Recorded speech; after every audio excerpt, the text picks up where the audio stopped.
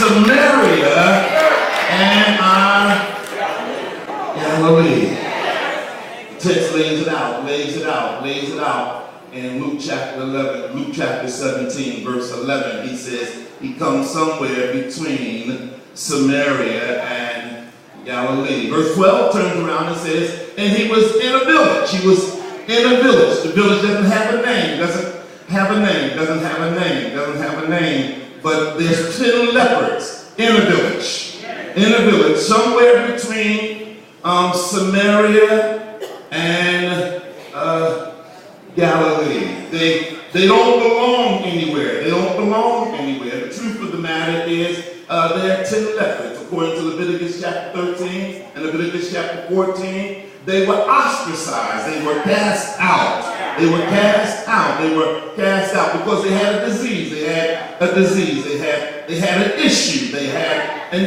They had something going on the outside and on the inside. They had leprosy. But Jesus Christ comes somewhere between Samaria and Galilee and comes in a village that doesn't have a name, but these leopards are here. They're here. They don't belong, but God makes them feel like they belong. He makes them feel like they belong. They've been ostracized. And by the way, according to Leviticus chapter 13 and 14, they were ostracized by the religious community. The priests put them there. But it wasn't an indictment. They just didn't know what to do with the disease. They didn't know what to do with it. But Jesus Christ comes somewhere between Samaria and Galilee and makes them feel like they belong. He welcomes them. He greets them. Matter of fact, he listens to them. That's what it says in verse 13. He listens to them. And this is what they're saying to him. They're saying, have mercy. Have an understanding. Have an understanding that we don't want to be in Samaria, in Galilee. We don't want to be in a city that doesn't have a name because we're there. But have mercy on us. Have mercy. Understand us. And the text says something very interesting. It says in verse 14, he sees it. By now we kind of got an outline. Between, belong, he beholds them. He looks at them. He sees them.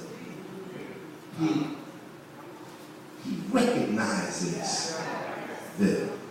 I don't know their background. I don't know their history. I don't have any clue of that. I just know that they were some man who was a part of society, and God beholds them, sees them as significant and somewhat important. And they're in this colony, they're in this village, they're in this space. They don't want to be there. They don't want to belong to that. They don't want to be in this in-between situation. And Jesus gives them a word. He gives them a word. And he says to them, go. That's what it says. Go that way. Now I'm working with our time, so let me kind of say something that might be helpful. You got to realize that they were in a colony, in a situation, could not leave that space. And Jesus says to them, go. I want you to see what's so important. He tells them to go, and they're not healed. They're not healed, but Jesus says to them, go that way. And you got to understand what's so important about this. He wanted them to go that way, which is back to Jerusalem, back to a place where they were ostracized. But Jesus says, go that way. Now, what's so important about this? What's so important about this, Calvary? Even what's so important is that they had to go, but not heal. Now here's an interesting thing. I believe, according to the Bible, that in Luke chapter 5, there's a story about a leper. A leper who happens to go to the city. And this leper goes into the city and he makes an encounter with Jesus. And when he sees Jesus, he says, have mercy on me.